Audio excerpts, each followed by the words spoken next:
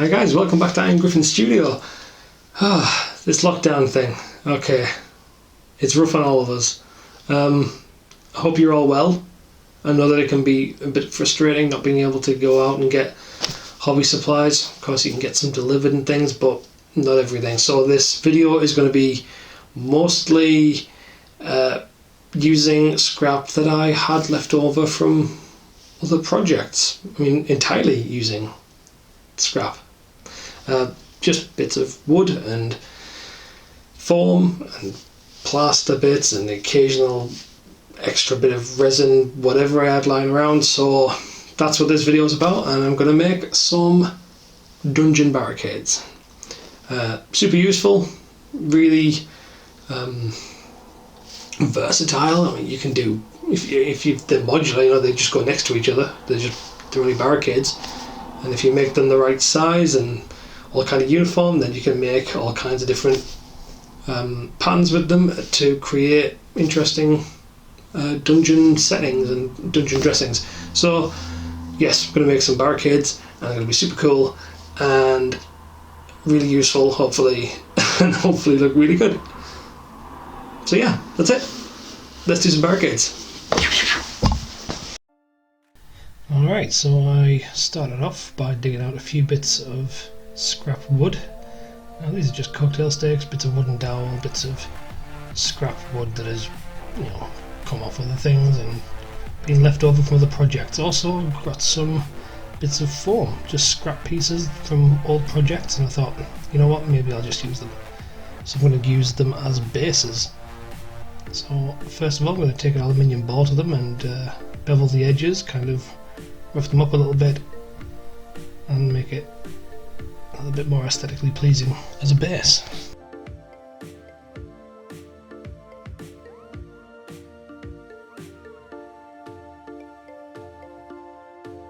So I gave those XPS foam bases a quick undercoat with Mod Podge and black paint, and then I just started sticking things down.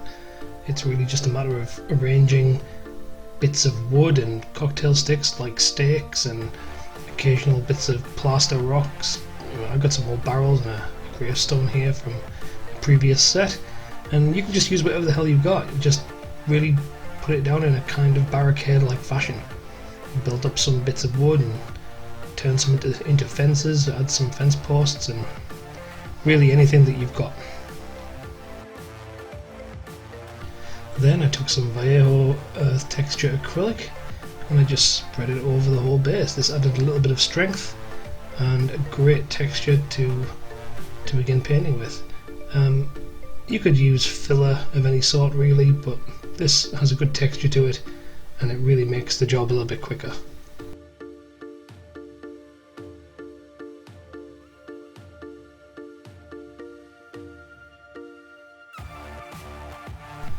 And it's worth pointing out at this stage that these foam bases are 3 inches by 1 inch.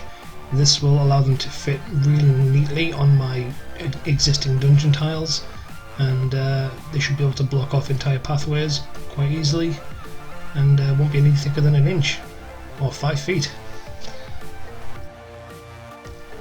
And with that acrylic texture all nice and dry, I hit the base with some PVA glue all over the whole thing, just taking care to avoid as much of the stakes and things in the ground, the bits of wood. And then I just used my standard basing sand and I covered the whole thing. Give it a little bit more texture. It makes it look a little bit more like rubble that's been swept into a region to create these barricades. And then I undercoated the whole thing with black, and then again with a little bit of brown for a base coat. Just use a typical spray, just a rattle can for this. And I think they already look pretty good. You could probably leave them like that and get away with it, but could add a little bit more detail, I think. Now I want to add a little bit of cloth to some of these barricades. I feel like cloth is a really easy kind of bit of dungeon debris that can be added to something, so I've got a piece of old pillowcase, which is already a very good colour for cloth, you know, medieval style cloth. And I think really the best cloth to use for scale cloth work is very kind of fine or tight weave on something, so something with a fairly high thread count. Not something like a typical t-shirt, but something more like a pillowcase or a bed sheet or something like that. And then dipped it in some water to kind of waterlog it, and then we're going to add some PVA glue to the whole thing when we kind of smush it into the barricade.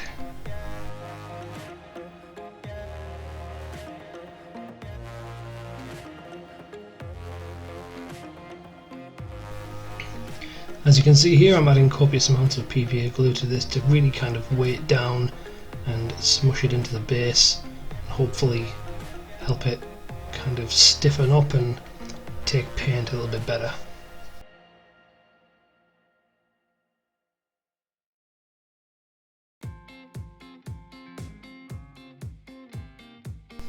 Another great piece of dungeon debris is rope, so I just got some string and separated some of the threads, the individual threads in it.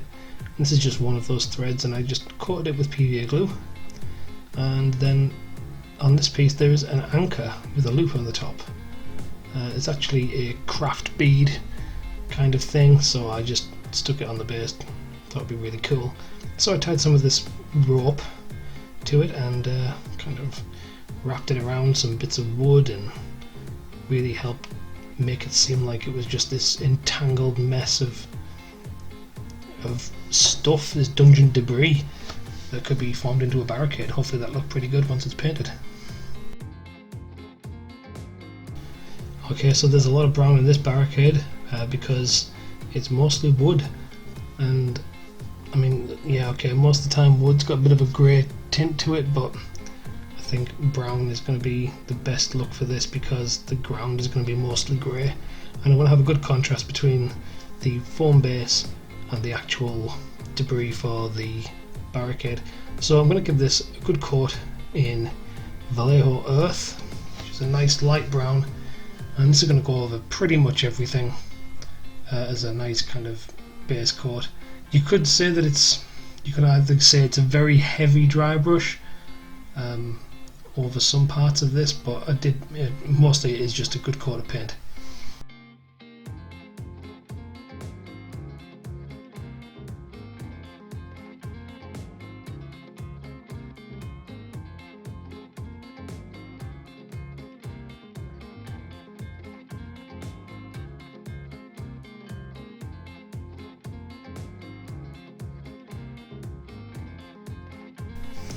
And then I wanted to go over the base with a bit of a heavy dry brush of a administrative grey, and this is just to kind of really separate the colour now between the barricades and the foam base, and it helps pick out all that kind of grey dusty rubble that will be present in dungeons.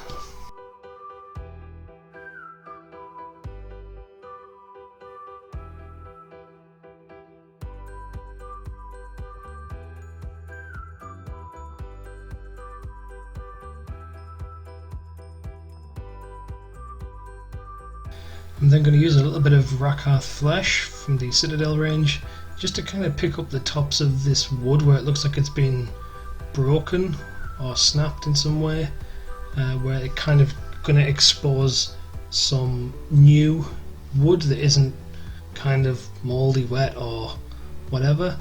And then I actually go over this barrel with a good amount of this Rakarth flesh. I really wanted a nice heavy dry brush on there. And then I just really kind of pick out some of the edges of the wood as well to give it a little bit more detail. And then at that point, afterwards, I added some bronze to the little vase there that's kind of sunk into the base. And then later I will add some lilac oxide to that to make it look a little bit more weathered. And continuing with the details, I painted the banding a very dark grey on the barrel. This would be darkened down later on with a wash, but we'll get to that point soon. So nice dark grey, kind of give it a bit of a a wrought iron look. And then there's a shield on this piece too, so I painted half of it red and the other half blue. This is a common theme in most of my dungeon terrain. If there's a shield, I tend to do it usually in halves of red and blue. And then I hit the whole thing with some wash. This is a normal black-brown wash that I would use for basically everything, yeah, well, all of my terrain certainly. And this is going to go all over the woodwork, but I will try to avoid the actual base. I don't want to darken that down too much because I don't want the wood and the rubble at the bottom to blend together too much. I want it to be a nice stark contrast.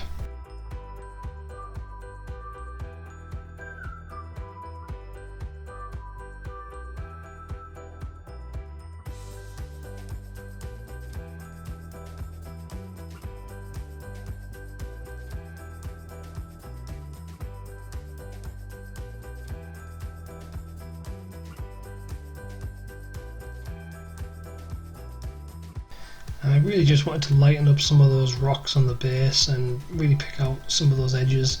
So I used a white and I just went very lightly over some of these pebbles and things. And there's a few rocks on the other ones, and I just wanted to highlight the texture in those rocks.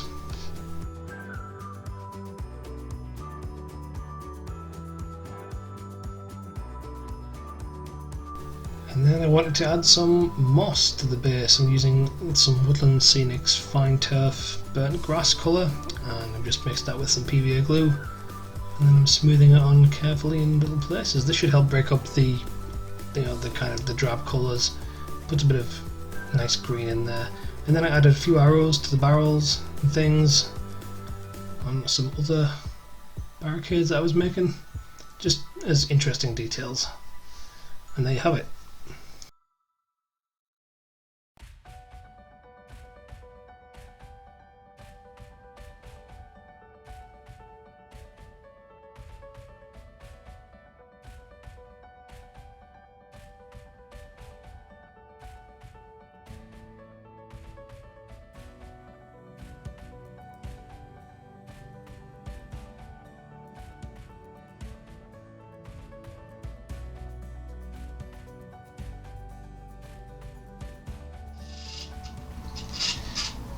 Check it out. Not gonna lie, they look cool. Yeah, I'm pretty happy with these. Jesus Christ, my hair's getting way too long. So yeah, they were really quite easy to make. They took a little bit of time because things needed time to cure and dry, so there's maybe a lot of PVA drying time and some acrylic earth texture, that stuff over there. Drying time, is it over there? Somewhere. Drying time for things, washes and stuff, so that's really the only time consuming part. Everything else was like hot glue gun and maybe a little bit of super glue here and there to kind of secure things. Yeah, it's pretty simple. So yes, really happy with how it turned out. Again, interesting little details. They just go a long way. I should have put some like candles or skulls on them or something, but I want to use the scrap that I had left over from other things. Yeah, so that's what I ended up with. Okay, so if you want to follow me on Instagram, feel free to do that at iron_Gryphon_studio, and feel free to follow me on there because I do kind of post interesting things sometimes. I hope. They're just really just kind of things and tips and tricks that I do around in the studio there. It's getting bright. Yeah, so feel free to follow me there. Also feel free to like and subscribe and comment to this video and do all those things down there, and hopefully I can get back to you soon with another video. But that's all from this one, so I'll see you again next time. Happy crafting!